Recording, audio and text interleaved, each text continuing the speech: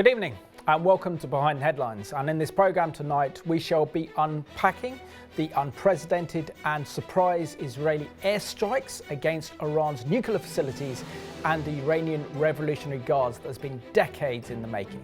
In the early hours of Friday the 13th of June, the Israeli Air Force, totaling 220 Israeli fighter jets, destroyed Iran's nuclear facilities in Natanz and other strategic sites, as well as surface-to-air missile batteries, and eliminated leading members of the Iranian Revolutionary Guards and several prominent nuclear scientists.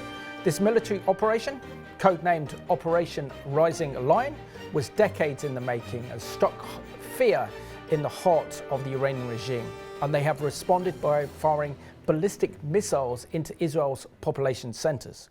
So the question we'll be asking, has Israel effectively prevented the world's most dangerous regime from acquiring the world's most devastating weapon and averted a potential nuclear conflict? Reagan, it's great to be doing Behind Headlines, particularly this topic that, I don't know, we must have recorded at least 5 or 6 programmes thinking at any moment over the past few years the Israelis were going to carry out a preemptive airstrike against Iran's nuclear facilities to stop this demonic evil regime requiring the world's most dangerous weapon, i.e. nuclear weapons. Well, we've been talking about this definitely for a few years now, and I'm trying to reflect on how many times over the years we've done a program specifically speculating on how close Iran was to nuclear enrichment, how close they were to actually be able to fully construct a nuclear bomb.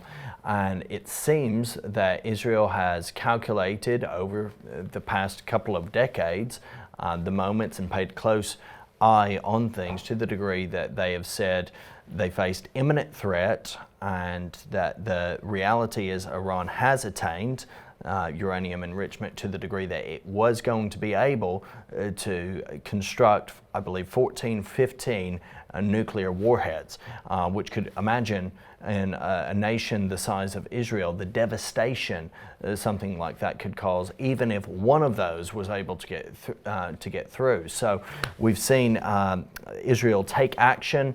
It has been a matter of concern, not just for Israel, but for the United States as well, although up to this point, Israel has gone alone on this and has done so quite well. Allegedly. And of course, we'll be unpacking that as we go through this evening's edition of Behind the Headlines. So on 3:30 a.m. on Friday the 13th of June, Israel launched a surprising and daring military operation known as Operation Rising Lion against the Iranian regime's dangerous nuclear weapons program. A total of 220 Israeli fighter jets flew over hostile territory to target Iran's nuclear weapons making facilities, including the notorious Natanz. The pilots of the Israeli Air Force were able to destroy surface-to-surface air batteries, ballistic missile sites, and leading members of the Iranian Revolutionary Guards and several prominent nuclear scientists. The Israeli military operation was decades in the making, and according to prominent news sites, Israel intelligence believed that the Iranian regime was close to a nuclear breakout. They were also preparing to hand over dirty nuclear bombs to their terror proxies to attack Israel and Israeli interests around the world with small nuclear device. Operation Rising Lion has struck fear into the heart of the Islamic Republic of Iran and is facing its biggest existential crisis ever since the Islamic Revolution of 1979. It's really an incredible moment in history, Simon, that we'll be reflecting on for a significant length of time. We remember that it was in 1979 that the fanatical regime that has dominated Iran for so many years arose in power after what some might consider a strange marriage between Marxist ideologies and radical Islamism. The radical Islamic movement gained preeminence, and we've seen throughout Iran immense human rights atrocities ever since that moment in time. Iran being one of the most dangerous places to be a follower of Jesus Christ openly. Just hours before Israel carried out this strike, Prime Minister Netanyahu paid a visit to the Western Wall, and there he placed a passage of Scripture, which perhaps you want to read that Scripture out for us. Of course, this is taken from the New King James Version, which is Numbers chapter 23, verses 23 and 24. For there is no sorcery against Jacob, nor any divination against Israel. It must be said of Jacob and of Israel, oh, what God has done. Look, a people rises like a lioness and lifts itself up like a lion. It shall not lie down until it devours the prey and drinks the blood of the slain. And this is in reference that Netanyahu chose for Operation Rising Lion based on Numbers chapter 23, particularly verse 24. But I thought the previous verse had real significance, because what we're dealing with is not dealing with flesh and blood. We're dealing with principalities and powers of darkness.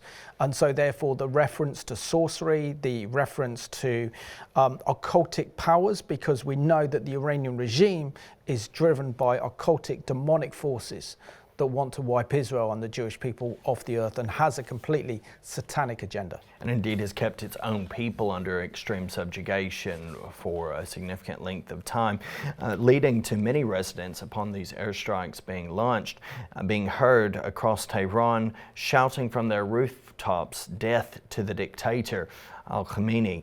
And so we're seeing how at this moment in time there's a rising also of the people within Iran, hopefully to the point that we see this evil regime overthrown. But it's also interesting, we're talking about a rising lion. The flag of the pre-Islamic Republic featured emblems of the sun and also of a lion, with Israel's message to the long oppressed Iranian people that this is an opportunity for them to take back their country from the supreme leader Ali Khamenei and his totalitarian regime. Indeed, Netanyahu has addressed the long-suffering Iranian people in his first remarks announcing the operation. So what that's a clear indication is that the Israelis are hoping for regime change in Tehran, and that the Iranian people will be able to rise up and overthrow this demonic regime that is the Islamic Republic of Iran. What are your personal reflections on the historic events of last week? Because for me, this has been over 2 decades in the making. I've been kind of watching news stories, trying to ascertain when Israel might actually carry out a preemptive airstrike on Iran's nuclear facilities. And, I even remember a very prominent article written in the Sunday Times back in 2004. So this has pretty much been on my radar for the past 2 decades. And finally, the Israelis have taken action. They feel that now is the time, enough is enough, and they have to prevent the Iranian regime from acquiring nuclear weapons. It's not like Israel hasn't warned the Iranian regime and the world that they weren't going to do this, but they gave the regime plenty of opportunities not to go down this path, but their determination to acquire the world's most dangerous weapon, nuclear weapons, which they would no doubt use against Israel, meant that the Israeli Prime Minister, Benjamin Netanyahu, had to act, and decisively he did act. I agree, Simon, and I've seen your folder of news reports going back to that point of time, and you've been in the game for a very, very long time, preparing for, looking at, analyzing this particular story very, very precisely. If we go back to that time, it would be really first on my radar as a significant thing from 2006, 2007. Also, following that time, I remember, of course, who can forget Ahmadinejad, who was, really driving this quite heavily. There were news reports on a routine basis that were highlighting the threat of Iran, not just to Israel, because frankly, we have a very poor track record of giving any care about Israel in our media here, but really the world. And so the reality of this impending threat has been there. There's been, easily more than 10 years of back and forth attempts to broker a deal. We have, going all the way back to Obama, you know, the ideas of a nuclear deal with Iran, and we sign a nuclear deal and then we pull out the nuclear deal, and then the deal was rotten to the core anyway. The reality is Iran had signed a non-proliferation agreement, which incidentally, as of recording, has just pulled out of. Just on this day of recording, it has completely abandoned. Well, they never complied with it anyway. They didn't. So what's the point? It's all lies. It's all smoke and daggers. It's all deception. It's Islamic ideology in play. And the West is happy to say, look, we ignore these cries because they've ignored the warnings from the International Atomic Energy Agency over the warnings of Iran's nuclear weapons program. The fact that nuclear scientists have not been allowed at key strategic military sites. And we know from previous programs that the Iranian regime has dressed up their nuclear weapons program into their air and space division. So they're saying that this is to do with our space and our space exploration, but in reality this is kind of building a nuclear weapon. But just imagine if we take ourselves back to last Friday, which was Friday the 13th of June. You could say that was unlucky for some, certainly was for the Iranians. As a born-again believer, I don't believe in luck, but I believe in God's providence. But having said that, had Israel not experienced October the 7th and the horrors of what happened on October the 7th with that horrific and deadly attack by Hamas, and then what happened following the destruction of Hezbollah in the north in of autumn of last year in 2024, Israel would be facing a much different prospects and scenario. Had it not been for October the 7th, Israel would now be facing hundreds of thousands of rockets being fired by Hamas, by Hezbollah in southern Lebanon, by Hezbollah and the Iranian Revolutionary Guards in Syria, together with the Houthis, and even then the Palestinian Authority might get involved. So it's an amazing game of chess that we're seeing being played out. Each one of the key components to protect Israel has been taken out. And the only thing that the regime can respond with is their own ballistic missiles. And I think they've fired about 385 so far, according to the airing of this program. Yeah, and we have to recognize as well and express our condolences and sorrow for the loss of life that has been incurred already in Israel as a direct result of some of those falling and getting through the defense system, the Iron Dome. Of course, we saw kind of a practice run for Iran in some ways last year with this when on two separate occasions Iran aggressively launched missiles against Israel. The difference here, as there very clearly is a difference, more destruction, more impact from its missile launch, is that it has honed in on particular areas where it's sought to fire the majority of those missiles, thus overpowering the local system that's a deterrent, which is why we have more loss of life, we have more destruction. Also, the missiles shot down have to fall somewhere. They also put people at risk. So in Ramat Gan, particularly in Haifa, there's been a significant amount of destruction. Minimal loss of life compared to what could be, were it not for the Iron Dome defense system, but still, all the same, every life is precious, and we're very, we join with our friends there in grieving the loss of those lives. No, absolutely, and we also have to make a distinction that the Israelis have targeted military targets. Correct. Those close to the heart of the Iranian regime, its nuclear facilities, together with its air surface missiles, and also leading members of the Iranian Revolutionary Guards. They have not deliberately targeted Iran's population center. But the Iranians have. They're deliberately targeting Israel's population centers such as Tel Aviv, Haifa, Jerusalem. So let's have a look at this excellent report that's been produced by our friends at the Israeli Foreign Ministry on the dramatic events that occurred last Friday, the 13th of June. Israel launched Operation Rising Lion, a targeted military operation to roll back the Iranian threat to Israel's very survival. For decades, the tyrants of Tehran have brazenly, openly called for Israel's destruction. They've backed up their genocidal rhetoric with a program to develop nuclear weapons. In recent years, Iran has produced enough highly enriched uranium for 9 atom bombs. 9. We struck at the heart of Iran's nuclear enrichment program. We struck at the heart of Iran's nuclear weaponization program. We targeted Iran's main enrichment facility in Natanz. We targeted Iran's leading nuclear scientists working on the Iranian bomb. We also struck at the heart of Iran's ballistic missile program. I want to assure the civilized world, we will not let the world's most dangerous regime get the world's most dangerous weapons. The increasing range of Iran's ballistic missiles would bring that nuclear nightmare to the cities of Europe and eventually to America. Remember, Iran calls Israel the small Satan. It calls America the great Satan. Never again is now. Today, Israel has shown that we have learned the lessons of history. When enemies vow to destroy you, believe them. When enemies build weapons of mass death, stop them. As the Bible teaches us, when someone comes to kill you, rise and act first.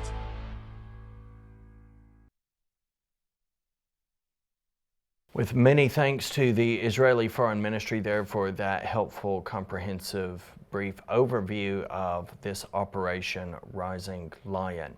Now, Simon, Sky News reported on Friday the 13th of June under the following headline, "What you need to know as Israel launches strikes against Iran," that the operation called Rising Lion killed a number of Iranian scientists, nuclear scientists, who were the head of the country's powerful Revolutionary Guard.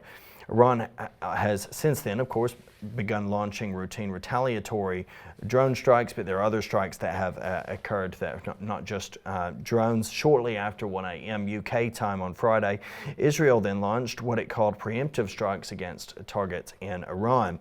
Explosions being heard in Iran's capital, Tehran, while Iranian state TV broadcast footage of blown out walls, burning roofs, and shattered windows in residential buildings across the city.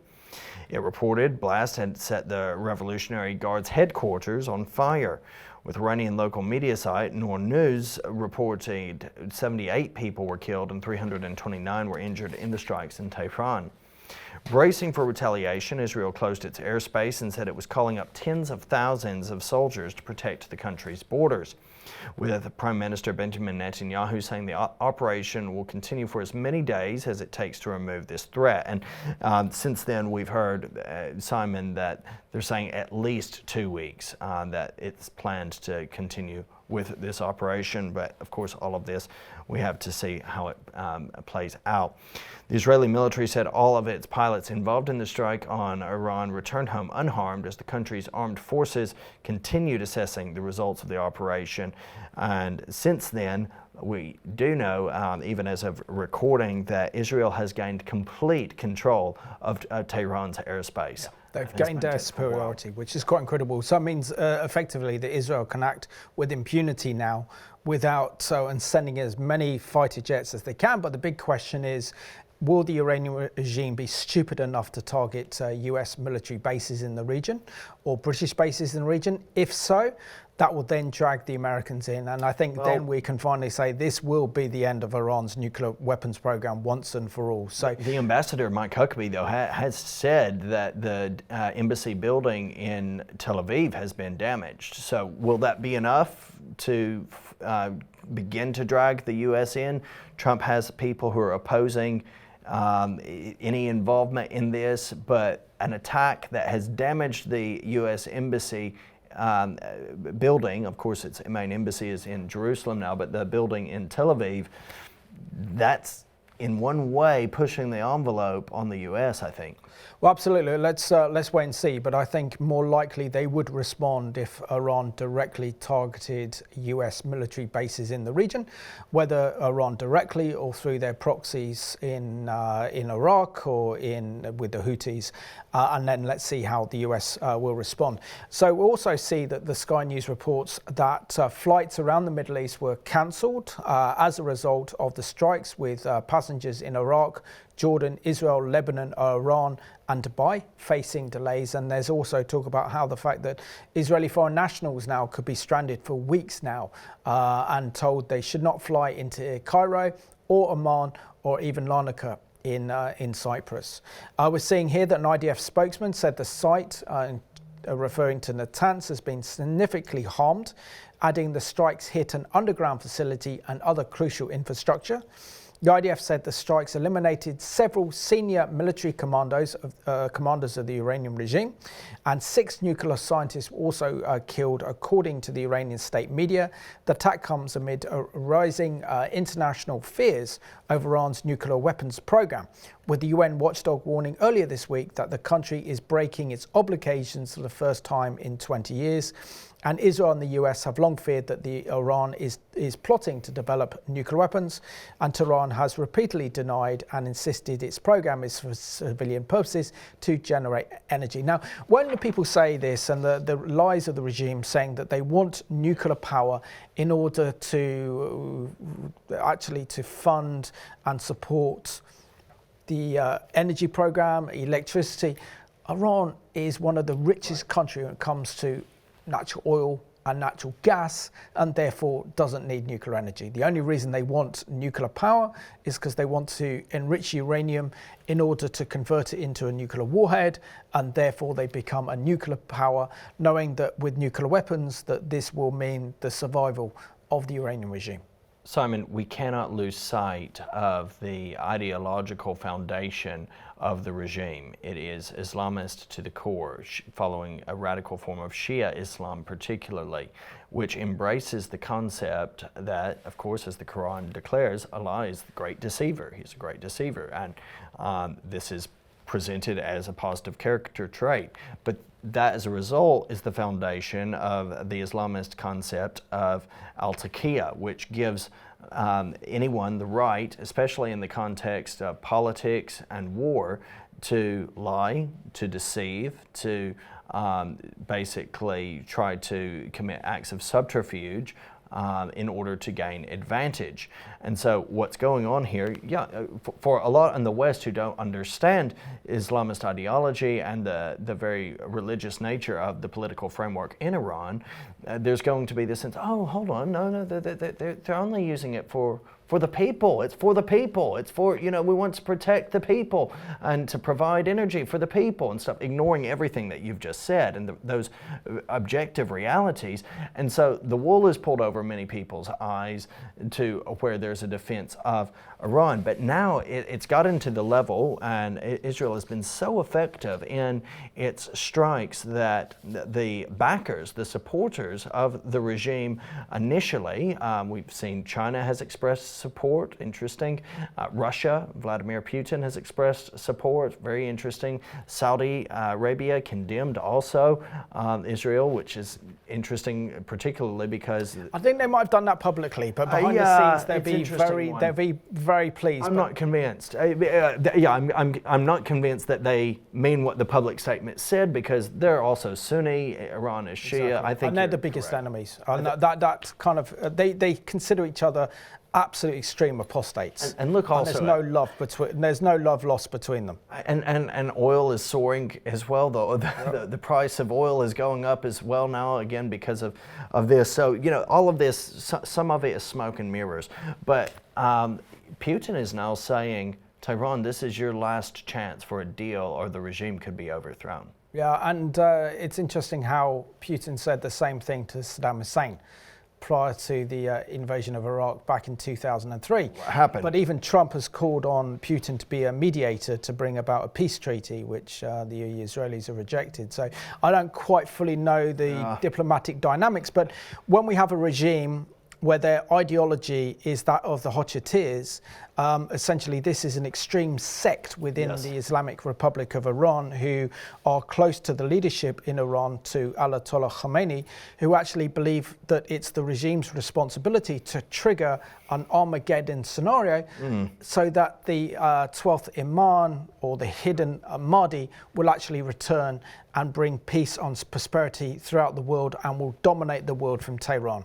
So actually they believe in their mindset that they want these nuclear weapons in order to trigger an apocalypse, so their Islamic Shia Messiah can actually return. I mean, that is something that Western leaders fail to understand, the religious ideology and the mindset of these people. Now, we do have an excellent report published by our friends at CBN, and this is their first report on what happened on Friday, the 13th of June, 2025, when Israel struck Iran. Called Operation Rising Lion, Israeli warplanes attacked strategic sites throughout Iran and in Tehran itself.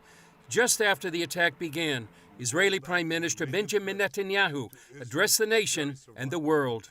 This operation will continue for as many days as it takes to remove this threat. For decades, the tyrants of Tehran have brazenly, openly called for Israel's destruction.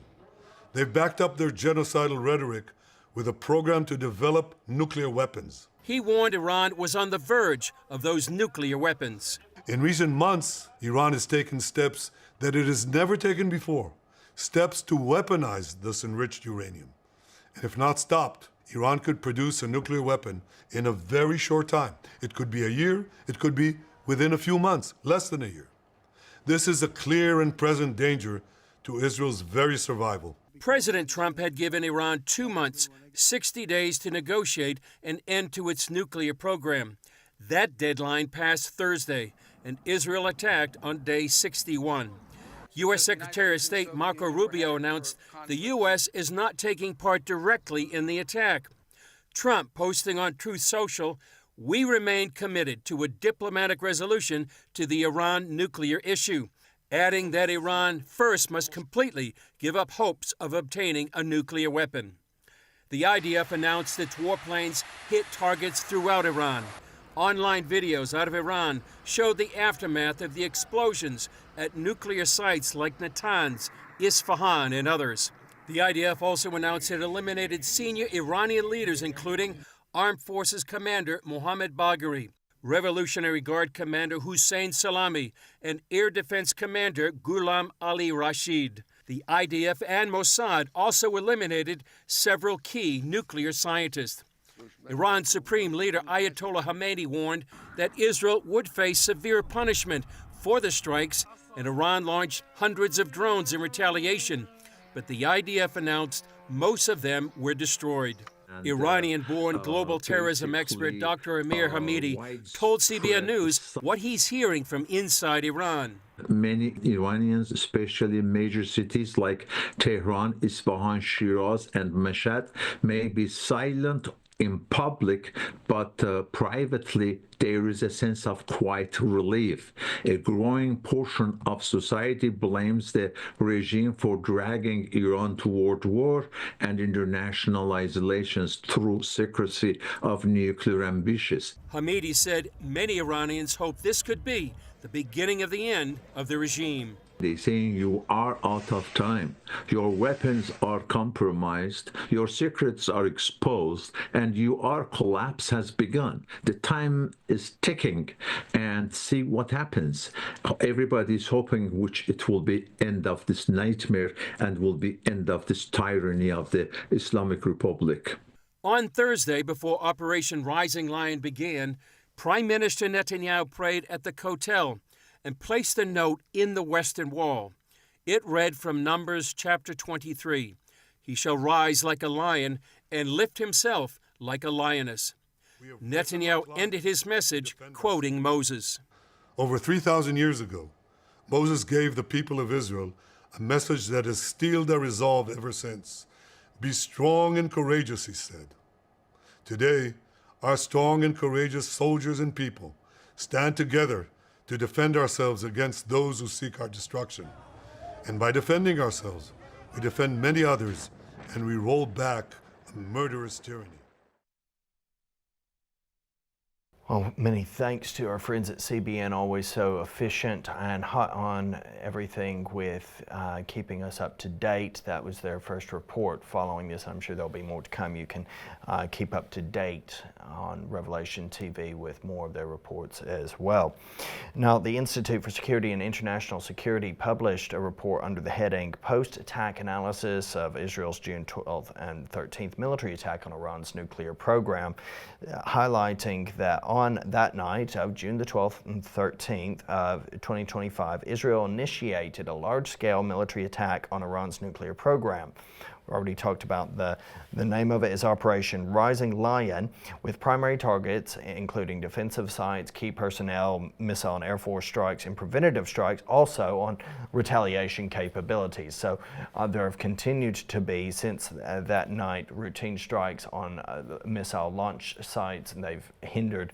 I know just even today there was a report of 20 ballistic missiles that were destroyed before they were fired, which is fantastic news. But other than the Natanz enrichment site, key nuclear facilities do not appear to have been targeted on day one. In fact, nuclear sites in general were not targeted. Of course, this is a developing story, and that's changing. This was reported right after the attacks began. The priority did seem to be to attack targets and individuals that required surprise to succeed, figuring that the nuclear sites will be there, of course they will, tomorrow. And if there's any attempt to try to move anything from there, that will be more than obvious. So the one exception is the fate of the 20 and 60% enriched uranium stocks. Nothing could be learned about these stocks.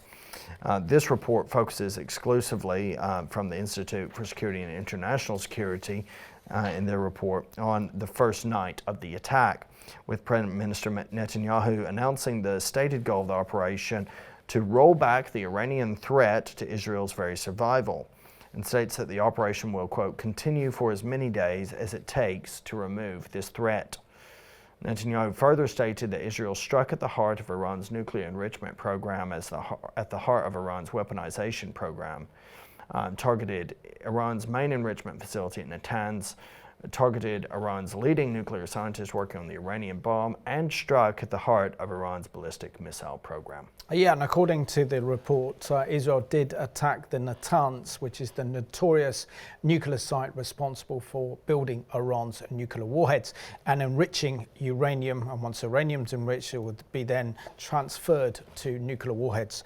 So they say that as of noon Eastern Standard Time on June the 13th, evidence is available that Israel targeted facilities located at the Natanz nuclear complex. Satellite imagery as well as ground imagery shows that multiple and above ground facilities were destroyed, apparently with the goal to render the site unusable by taking out the electricity supply in the first strike.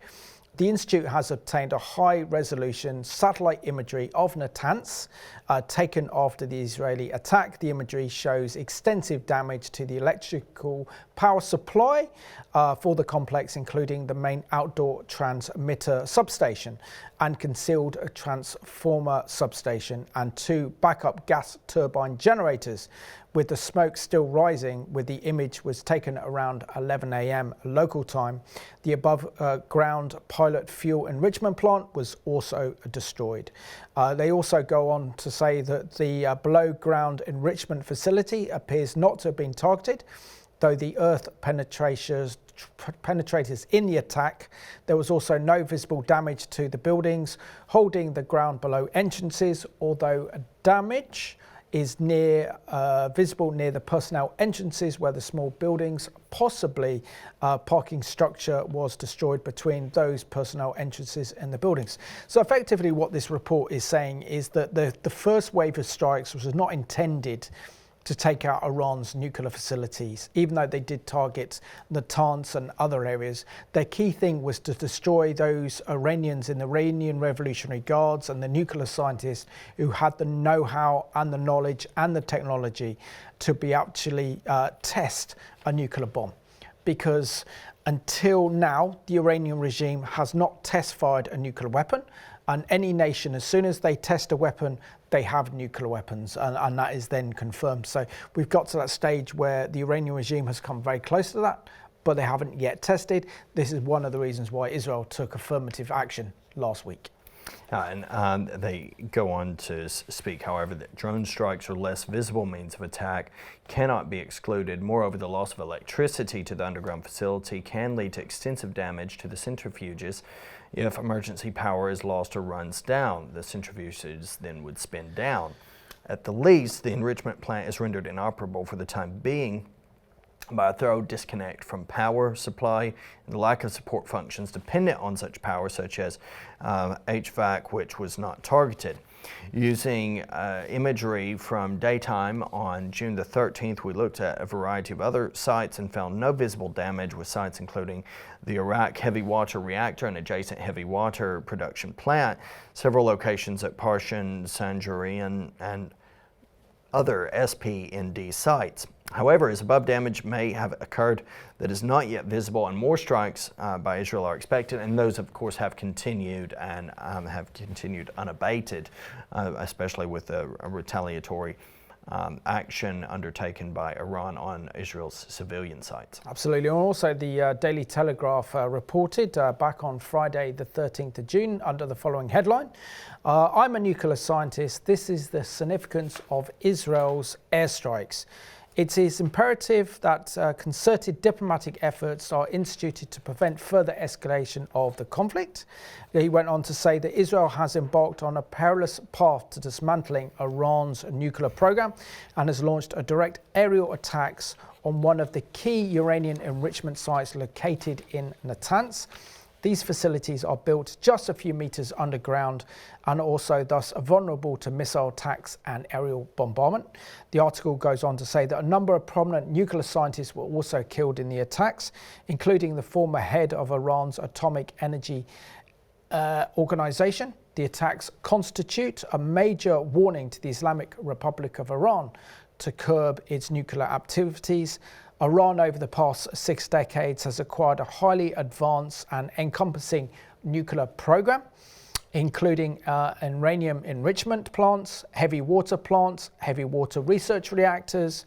The dual-use nature of nuclear technology is well established, and Israel is concerned about the nuclear proliferation have provided them with the impetus to attack Iran's crucial nuclear infrastructure, including nuclear facilities.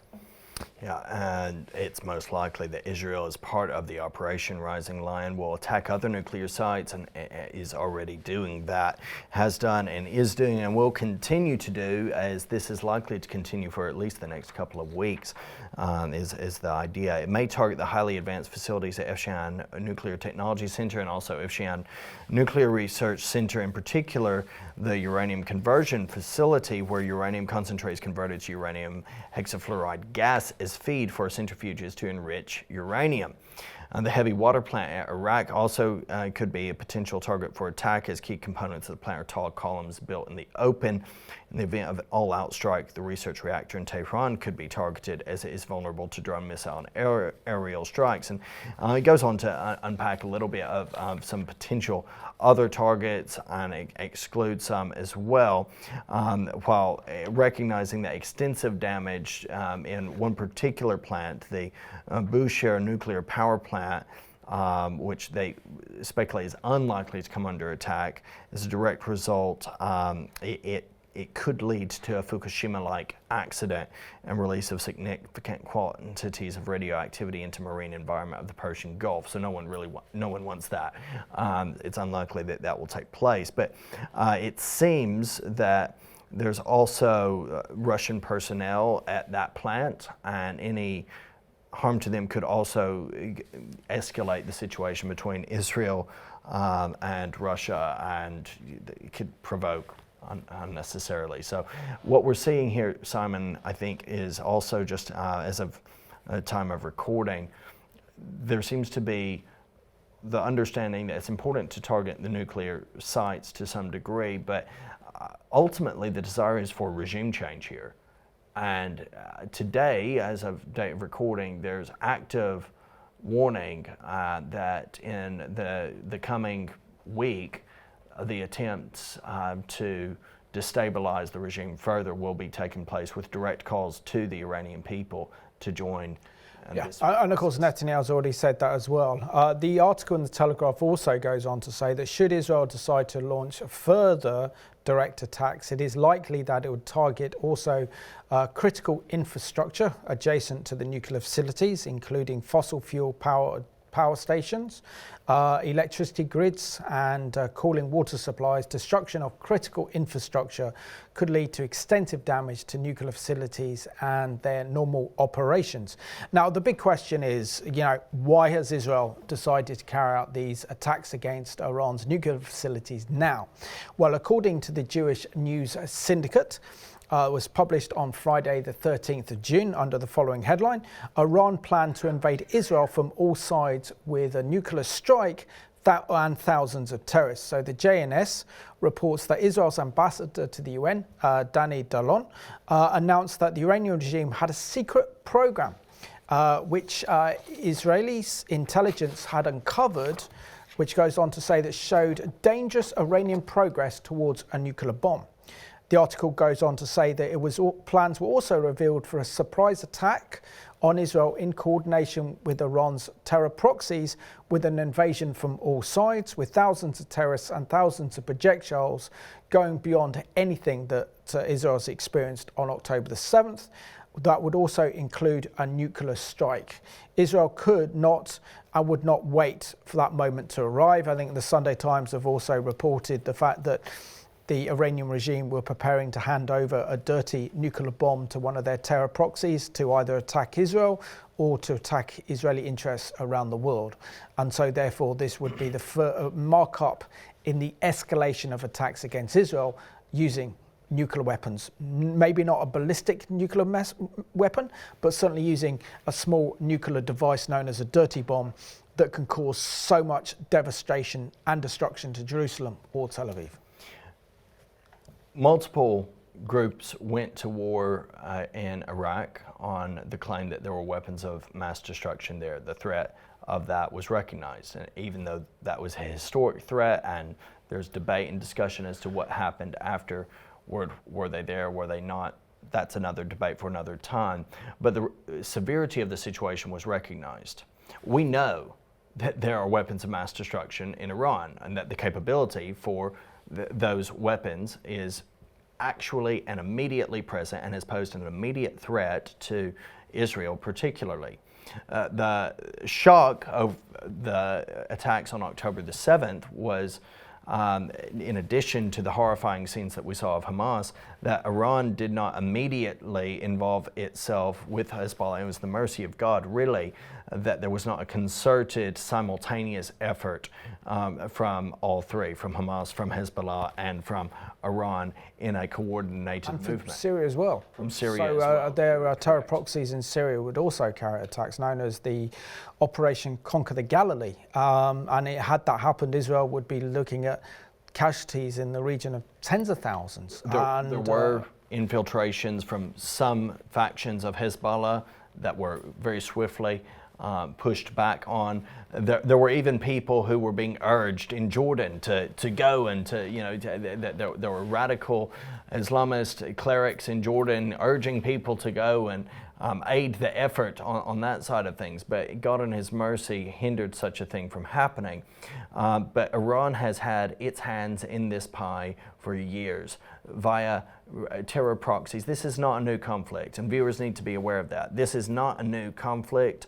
This is a conflict that Iran has been waging for years, for decades, against Israel via its terror proxies, particularly, but not limited to, Hamas and Hezbollah.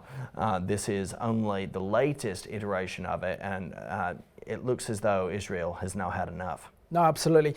But I think we also have to discuss the surprise element of last Friday's extraordinary and incredible strikes against Iran's nuclear facilities in the IRGC. The fact that this was actually planned between President Trump, it now appears, with Benjamin Netanyahu, with the key thing of isolating Israel intentionally.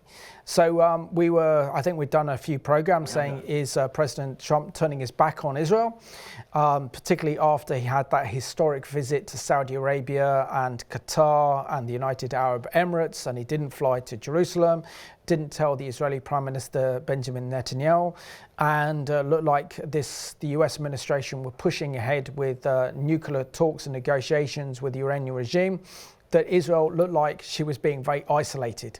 But in fact, this was a cunning ploy on behalf of the Americans and the Israelis, as it's revealed in the Daily Mail, certainly by Mark Dubovich, who is the executive director of the Foundation for the Defense of Democracy, an excellent think tank based in Washington, D.C. So the Daily Mail reported on the 14th of June under the following headline, revealed elaborate deception operation orchestrated by Trump and Israel's Netanyahu to decapitate Iran's leadership and cripple their nuclear program. It says that 620 days ago, Tehran's theocratic genocidal regime was beating its chest. Their terror proxy Hamas had recently murdered 1,200 people in Israel, had taken over 450 hostages. The Iranian-backed Houthi terrorists attacked from the south. The Islamic Republic's most deadly terrorist army in Hezbollah struck from the north in Lebanon. In a growing Middle East war, and Tehran's ally in Syria, Director Bashar al-Assad, looked on. All the while, President Joe Biden offered Israel his condolences and material support, even as he urged the Israeli Prime Minister Benjamin Netanyahu to be restrained in his response. In today, it's a much different picture. Iran's terrorist armies have been decimated, and President Trump is in the White House. In the early hours of June 13th, Israel launched Operation Rising Lion, a meticulously planned military strike on Iran's top leaders and nuclear and military infrastructure. Sources in Israeli and U.S. security telling this correspondent at the Daily Mail that the surprise attacks were part of a well-coordinated and highly effective deception operation orchestrated by President Trump and Prime Minister Benjamin Netanyahu. In May, it was reported President Trump had waved off Israeli plans to preemptively strike Iran's clandestine nuclear weapons program, opting for diplomacy instead. The president, however, repeatedly warned the Iranians, both in public and private, that if they didn't agree to his terms, they'd be vulnerable to attack. Trump also gave Tehran a 60-day deadline to agree to full dismantlement of their nuclear program and zero enrichment of any uranium. I gave them 60 days, and they didn't meet it, President Trump said Friday following the Israeli attacks. Today's 61. Yet as recently as Thursday, the White House was still giving the impression the president was pursuing a diplomatic deal with Tehran, with talks scheduled to resume on Sunday in Amman. I'm pleased to confirm the sixth round of Iran-U.S. talks will be held in Muscat this Sunday, the 15th, the country's foreign minister announced on social media just only a couple of days ago. But that was a feint, which was part of an elaborate strategy. Many, most notably key figures in the Iranian regime, have been operating on the assumption that Israelis wouldn't strike before the Sunday talks in Amman, or that they wouldn't defy Trump and move against Iran at all. The result was that Iran's senior leadership, military and Iranian Revolutionary Guard Corps commanders and nuclear weapons scientists were all asleep in their beds literally and asleep on the job figuratively when Israel hit them. Quite incredible. The article goes on to say that the unprecedented attack took out dozens of top commanders and at least 10 of the 12 nuclear scientists who were at the top of Israel's kill list. The IDF destroyed the above-ground nuclear facility at Natanz and did a significant damage to the others' leadership, military and nuclear assets. And of course, Netanyahu also directly sent a message out to the Iranian people as well. And this is the Israeli Prime Minister Benjamin Netanyahu talking to the proud people of Iran to stand up and fight for their freedom against this authoritarian, evil, demonic regime that is the Islamic Republic of Iran. Tonight I wish to speak to you, the proud people of Iran. We're in the midst of one of the greatest military operations in history, Operation Rising Lion. The Islamic regime, which has oppressed you for nearly 50 years, threatens to destroy my country, the State of Israel. The objective of Israel's military operation is to remove this threat, both the nuclear threat and the ballistic missile threat to Israel.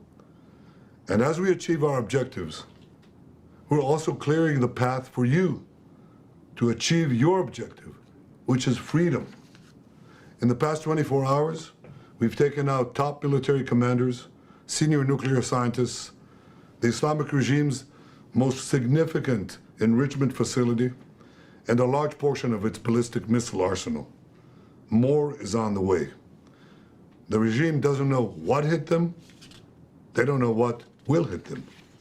The nation of Iran and the nation of Israel have been true friends since the days of Cyrus the Great. And the time has come for you to unite around your flag and your historic legacy by standing up for your freedom from an evil and oppressive regime.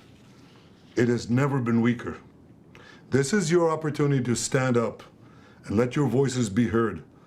Woman, life, freedom. Zan, Zandegi, Azadi. As I said yesterday and many times before, Israel's fight is not with you.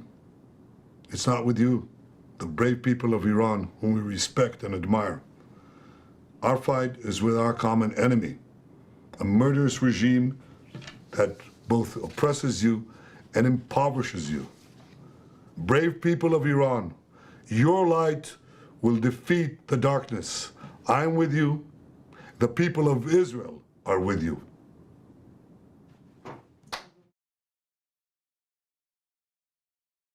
Well, stirring words there from the Prime Minister Benjamin Netanyahu, and we'll see what happens in coming days in relation to the potential of the uprising of the Iranian people. Indeed, we can pray that they would be emboldened. It stands out to me, Simon, that multiple times there's been attempts at overthrow of the regime. There have been many protests that have been brutally crushed.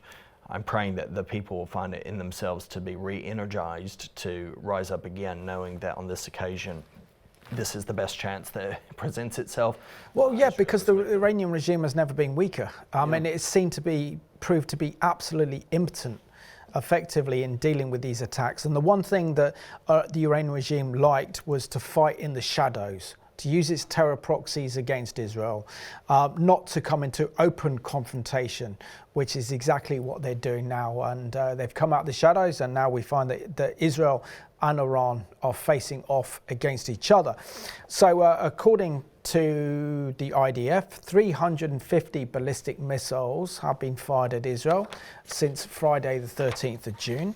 The Times of Israel reported on our recording day, which is Monday the 16th of June, under the following headline: Ukraine says 5 nationals among 9 killed on Saturday's Iranian missile strike on Bet Yam. 3 children are among the victims, Kyiv says. Diplomats coordinating reparation of bodies. Ukraine's embassy notes that Iranian munitions killing people in both Israel and the Ukraine. Israel's missile attack on Israel has killed 5 Ukrainian nationals, including 3 children, in the city of Bet Yam, near Tel Aviv. On Sunday, the 5 were killed on Saturday in massive Iranian airstrikes when a missile hit a residential building in the city, the Ukrainian Foreign Ministry has said. Well, the victims' bodies were being identified, and Ukrainian diplomats are in close communication with the Israeli police and other agencies to finish the identification process and arrange the repatriation of the bodies. According to the Ukrainian international broadcaster, Ukrinform, 9 people were killed when a missile slammed into the building, with nearly 200 others injured, rescuers saying. Bat Yam, which I was at just last year, right there next to beautiful beaches there. It's just outside of Jaffa, essentially, very close, and it has a large community of immigrants from the former Soviet Union.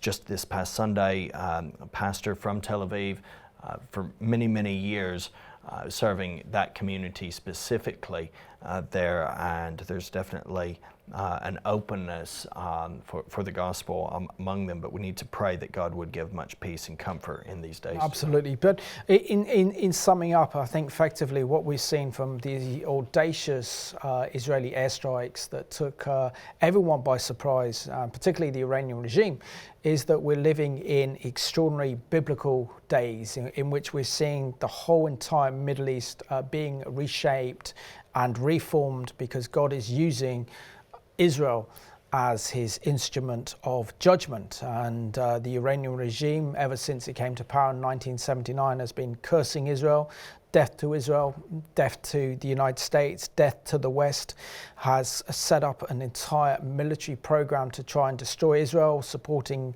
genocidal terrorist proxies like Hezbollah, Hamas, Palestinian Islamic Jihad, the Houthis, to name but a few, including working alongside ISIS and helping to establish ISIS and working alongside Al-Qaeda. And according to the 9/11 Commission report, the Iranians have their fingers on 9/11. So, but there was only, so we are currently living through a time where I think the Iranian regime is on borrowed time, and that God's finger of judgment is pointing directly at the tyrannical regime in Tehran.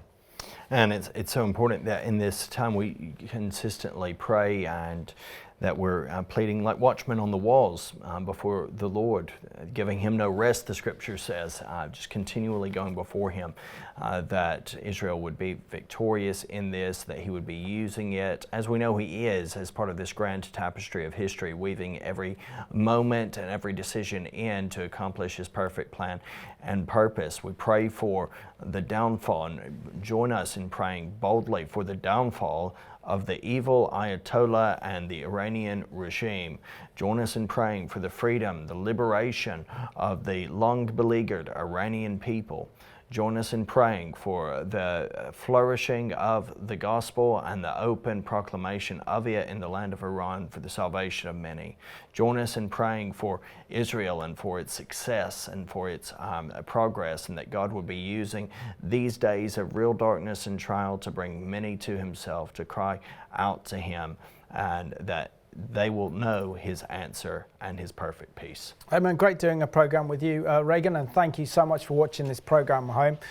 What can we say apart from that we are living in extraordinary days where we see that history is being shaped by the Almighty himself, because history is his story after all. And he who watches over Israel neither slumbers nor sleeps. And so it's vital that we pray and that we intercede for the nation of Israel at this critical time, but also for the Iranian people, that they would have the freedom that they desire and what they've desired for decades. So it's an imperative that we stand on the truth. And thanks to Reagan, we have presented the truth of Operation Rising Lion. So thank you for watching Behind the Headlines.